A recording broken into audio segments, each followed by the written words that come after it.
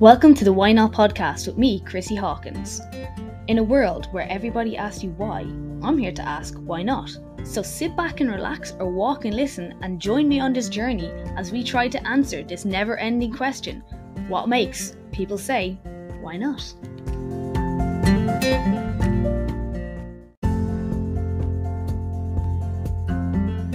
So everyone, I'm coming at you with a solo episode for 101, and I'm going to talk about things that you may mistake for fat gain. I know I talk about stuff like this a lot, but it still seems to be a recurring theme that we associate weight gain with fat gain, and I want to talk about a few different things that cause it, namely stuff like, water retention and how that can affect it, and different times of the day, different times of your cycle can affect it, things like that. There's also a few things that I throw in at the end that you may not have expected. It could in fact increase your weight on the scales, but I'll let the podcast do the talking, so I hope you enjoy.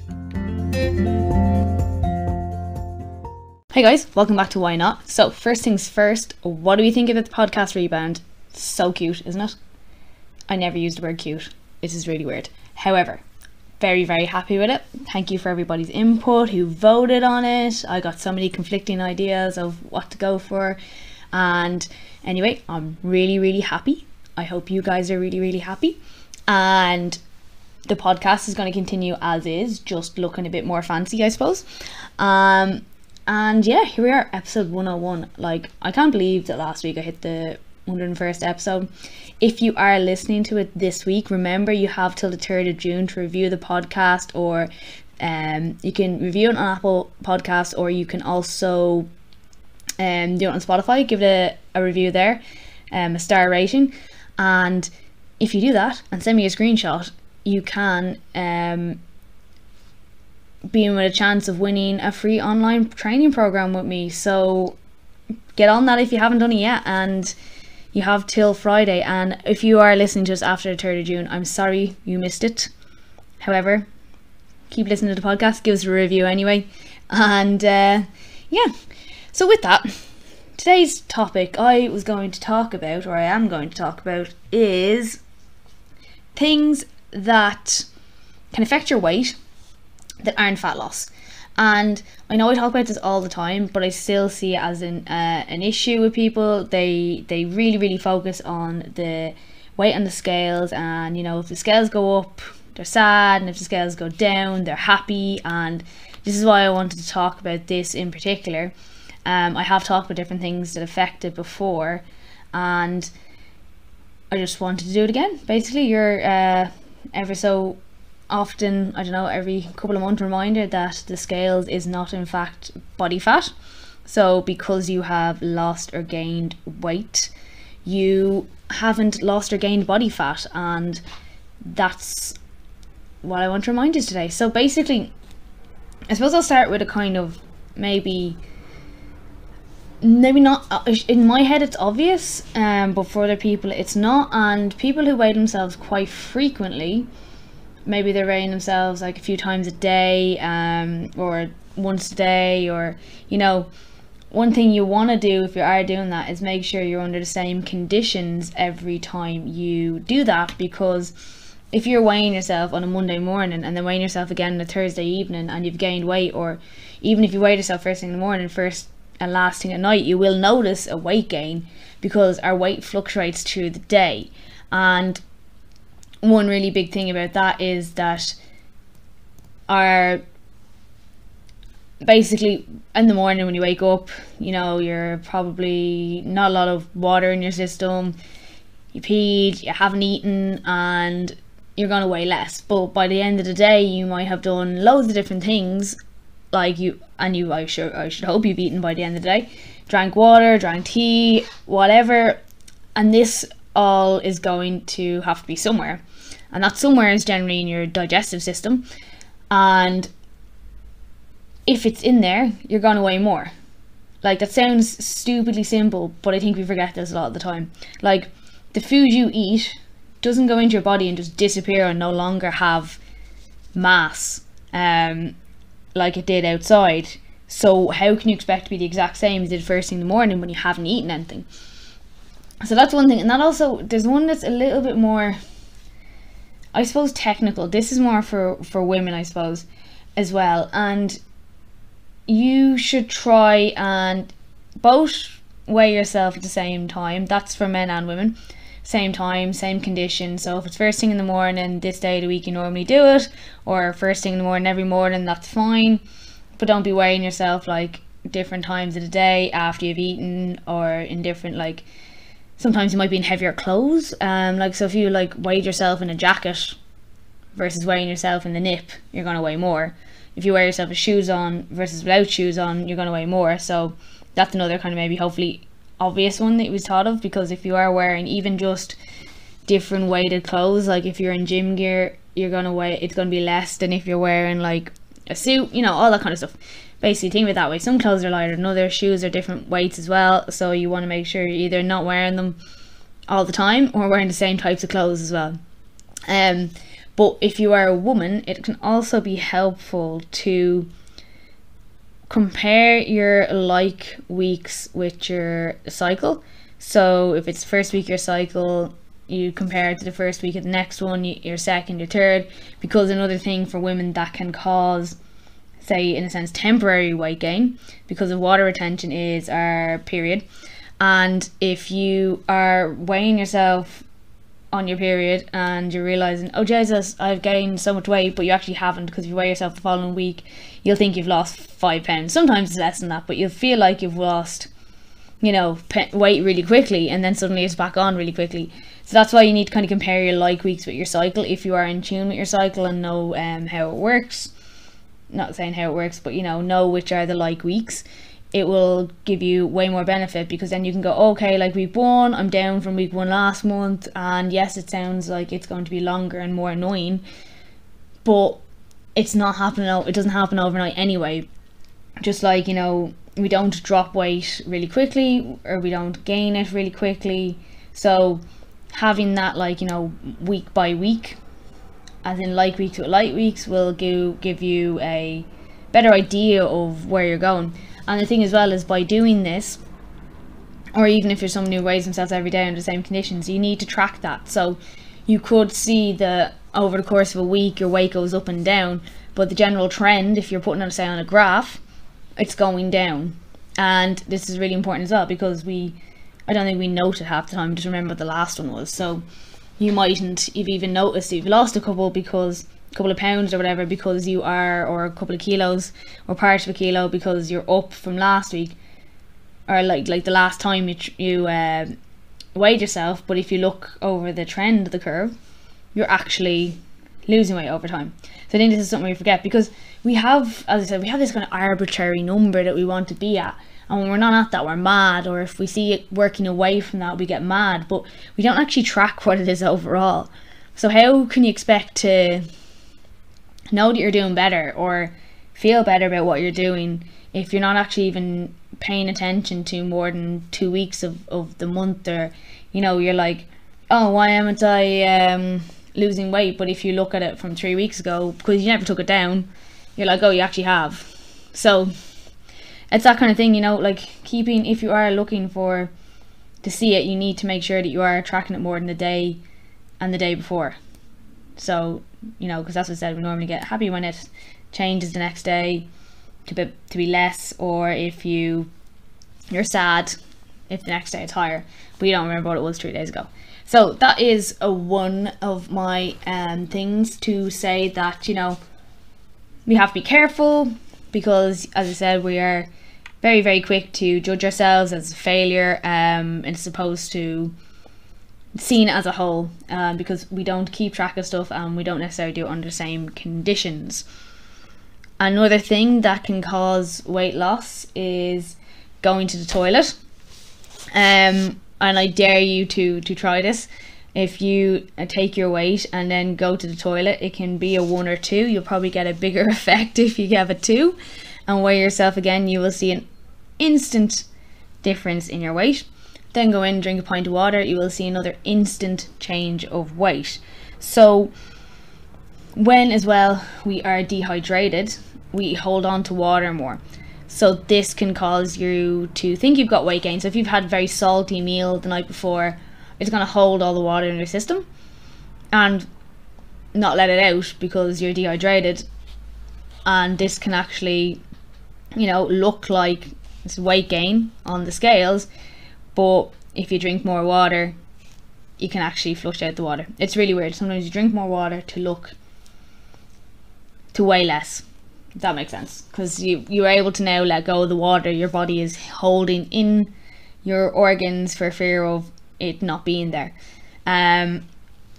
So do you remember that, like, you know, if you have had a very, like, you've been a takeaway the night before or something, you know, with a load of salt in it, you could be weighing more the next day because of water retention. And the best way to shift that is to drink water. And a lot of us, I believe, are chronically dehydrated. Can be caused a load of other issues, you know, like headaches and tiredness and fatigue. Sometimes if you're really, really tired, all you need to do is drink like 2 liters of water, not even 2 liters, drink a pint of water and you'll feel so good so quickly. Same thing, you know, headaches, people reach painkillers quickly and they won't drink water. Try to get more water into your diet and you'll see a whole range of different things that will, you know, make you feel better. Benefits, I suppose, is the word I'm trying to say. I personally drink probably 4 liters of water a day. I'm not expecting people to do that.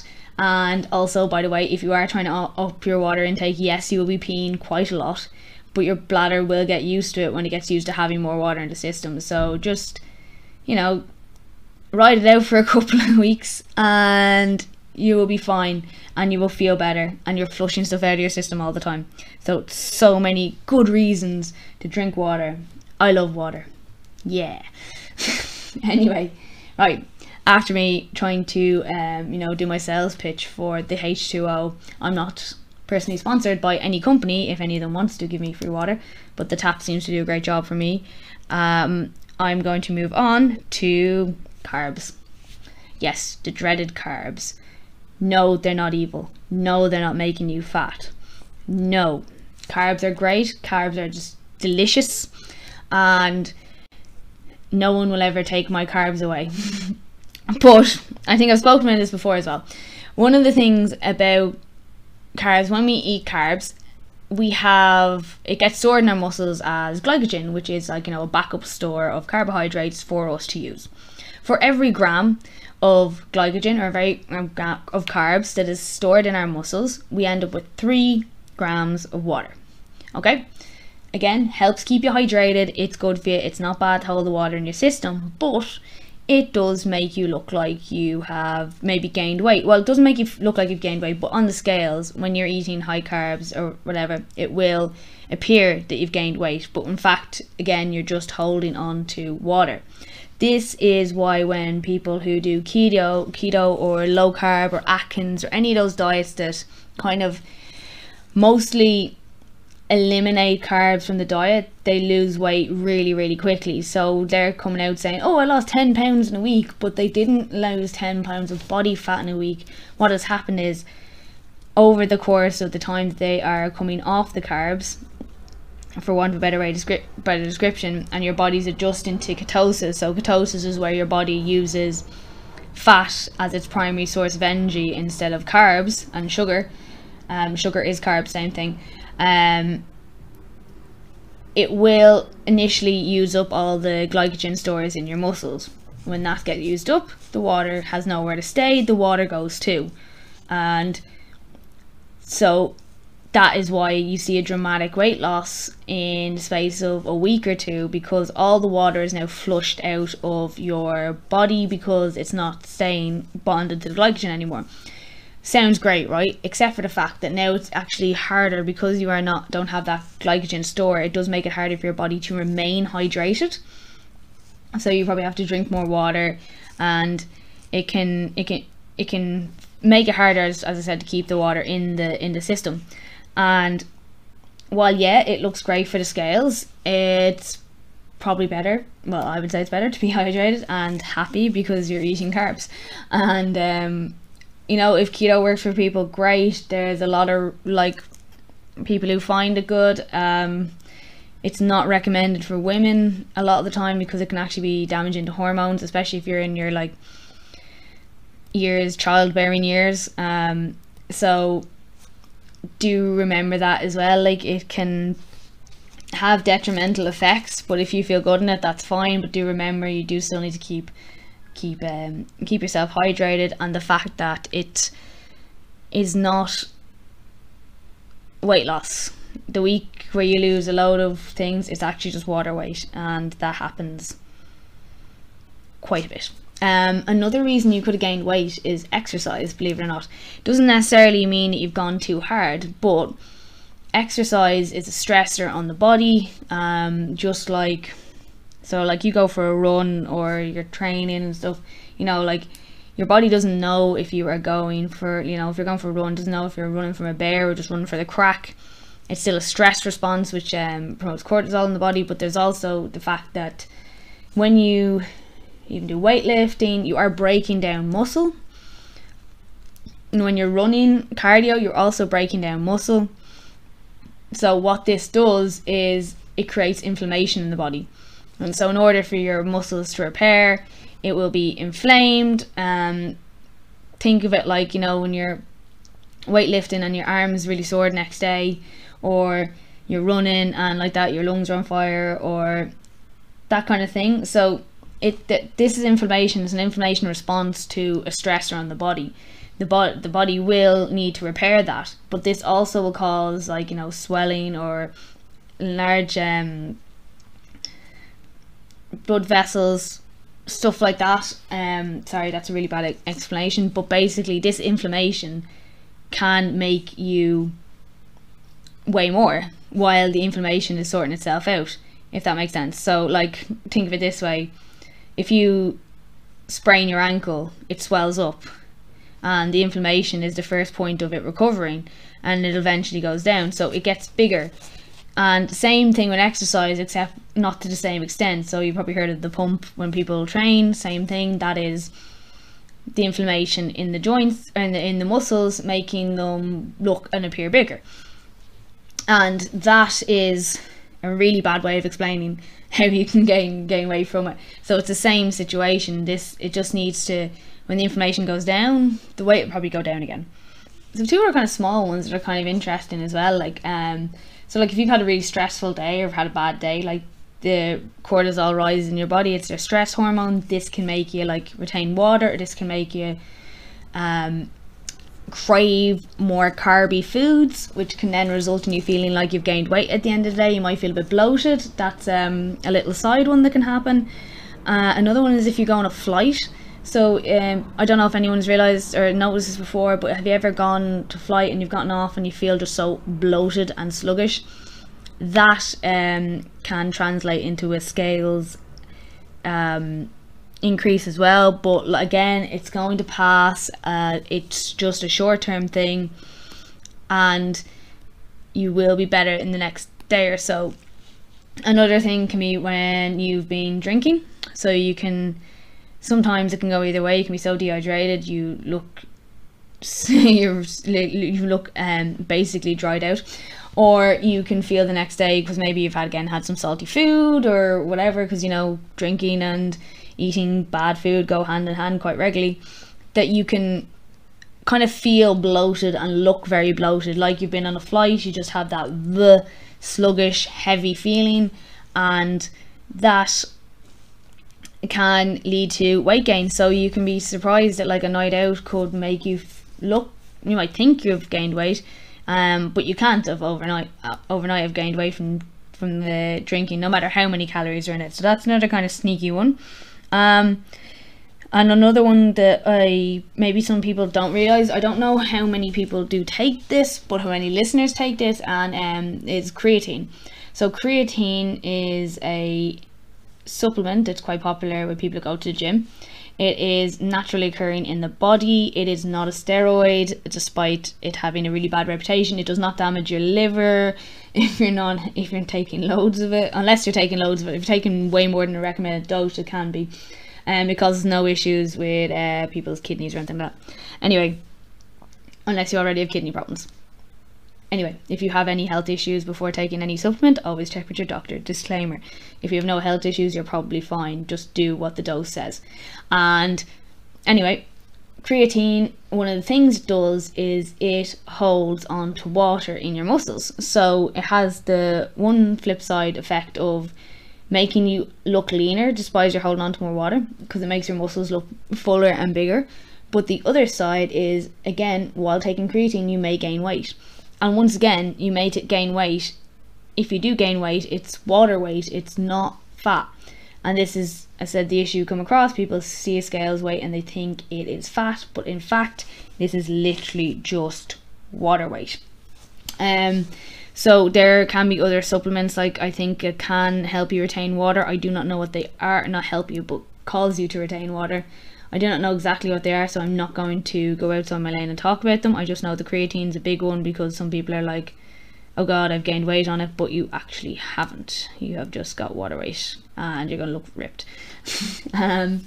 So yeah, I think that covers most of the things that I think come up that people maybe don't take into consideration when it comes to the fact that they have not actually gained fat. They have they've just gained weight. And I suppose the best thing to say is, the thing about the scales is it does not measure how much fat you have in your body, even if it's one of those ones that send the electric pulse, right? They're incredibly inaccurate. Most of the things that people can have access to do have inaccuracies. They're not 100%, so don't worry. Some things are more accurate than others, but you can manipulate the results on many of these different tests, even I think the more complicated ones. So they're not always 100%, and those bathroom scales that send an impulse. You can change your weight by drinking water, by being dehydrated, loads of different things. So they are not going to tell you your body fat either. All the things the scales really is good at doing is telling what your relationship with gravity is that day. And as we are human, it fluctuates. So sometimes you have, I'm not going to say better or worse relationships with gravity, because that's sounds like one's better than the other. They're just different. Sometimes you weigh different, and sometimes there's 6 million different causes for that you may not thinking about, because all you see is that number change. So as I said, I did talk about the conditions. If this is something that you do want to track and monitor as a data point, not as a, like, if your mood changes depending on the result, you cannot monitor the data point. You should leave it alone for a while. You should probably try different things like photos or measurements, and yes, maybe they take longer than stepping on the scale, but a lot of the time you will see differences in them that you don't see on the scale. So sometimes you may feel like you've lost nothing, and then you take a picture and you realize you have lost crazy amounts. I've talked about this before, like even when I did my 8-week shred, I was absolutely shredded. I say absolutely shredded. I was very, very lean. I only lost 1.5 kilos, which is 3 pounds. And if I'd have been worried about what the scale said, I would have been really disappointed. But you can see a huge difference in the time I was doing that. So obviously I built muscle, I lost fat, but I'm at a point where I'm not going to lose a lot more in the weighing scales, and that's okay. I don't really mind. I don't really weigh myself. I just did it as a data point. But if you are doing it as a data point, you need to record every time you do it. You need to do it under the same conditions at the same time, and try and put it on a spreadsheet or something where you can see that there's a trend, that it's going down, or you can see that it's not really moving, and you can figure out what you're going to do from there. Because if you are just, as I said, just doing this and remembering what happened yesterday, you're going to be constantly disappointed, because you will have one win one day and one loss the next day, or whatever kind of way you want to look at it, and without seeing the bigger picture, you will have no real idea of where you're actually going. So with that, I hope you enjoyed this. I hope you found this helpful. I hope I've given you some tools and some maybe things, food for thought about the scales and its uses and maybe its failings. Not failings, it does what it's supposed to do, but we just make it so much bigger than it should be. So with that, guys, I'm going to leave you. You can find me on Instagram or TikTok. It is Chrissy H Fitness, and you can also find me on my website. It's www.chrissyhawkins.com, and for my equestrian friends, my Instagram is at @stronginthesaddle with an underscore, and my TikTok is at @stronginthesaddle, no underscore. And you can also refer back on to www.chrissyhawkins.com for information on working with me, both on the normal side, fat loss kind of side, and the equestrian fitness side. And thanks for joining, guys. Here we are at the end of episode 101. I really do appreciate everybody who listens to this podcast, so if you please could help me with the algorithm and leave a review on Apple Podcasts or Spotify. And even, if you want to reach out and suggest topics for me, I'd be delighted to hear